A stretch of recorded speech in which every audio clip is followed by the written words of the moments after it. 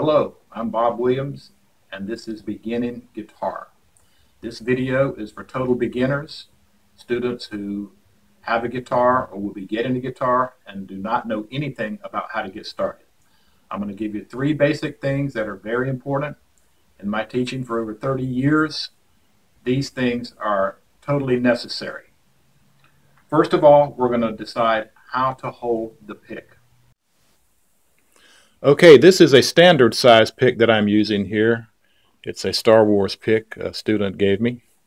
But this is of a medium thickness. Picks come in different thicknesses. You can have thin, medium, and also heavy.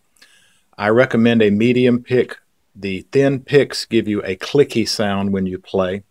So a medium is good. This is a standard size pick here. When you hold the pick, hold it with the thumb and first finger.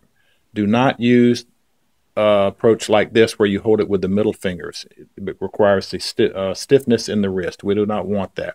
Very loose feeling with the pick. So the thumb and first finger. I normally take my thumb and go across this way and then hold it with the first finger. Another important thing is do not have too much pick showing. You don't hold it like this. It's too much sticking out. Hold it where there's a small amount showing, and then you can use your wrist and have a nice pattern in strumming with the pick. You can start the guitar with the fingers, but I normally suggest starting with a pick.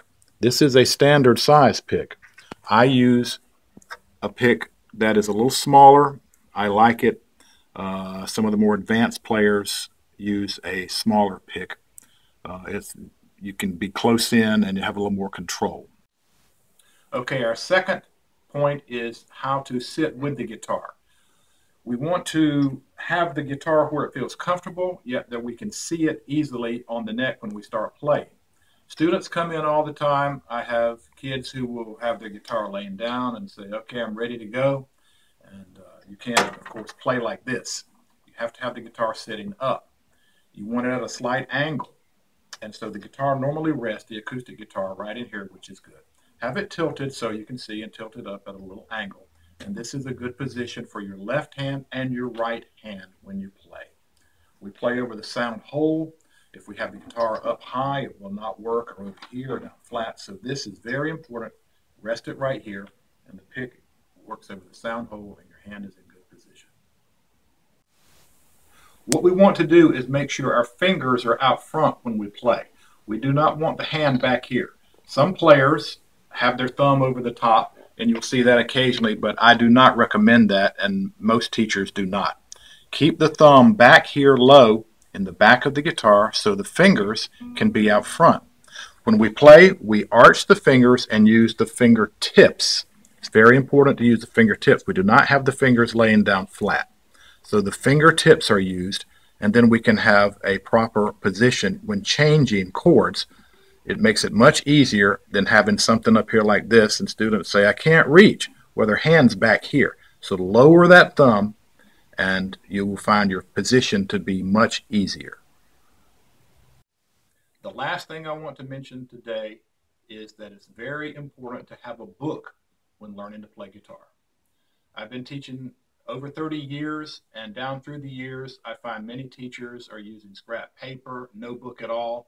It's very important to have a book and have a structured plan when learning guitar.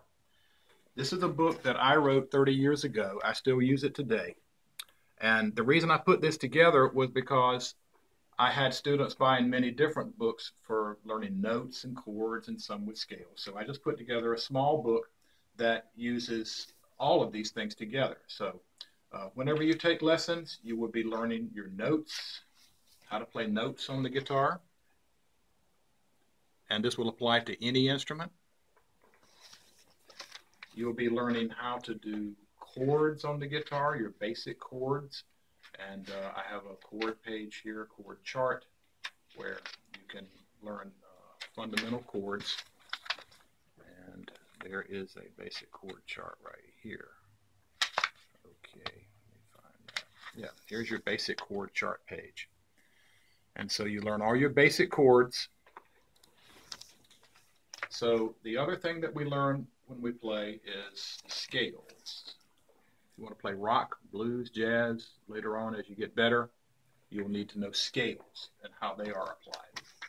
There's also an intermediate section of more advanced chords back here. We go into bar chords, which is very, very important for playing. And lastly, there's a section on music theory and more intermediate level chords for the advanced player.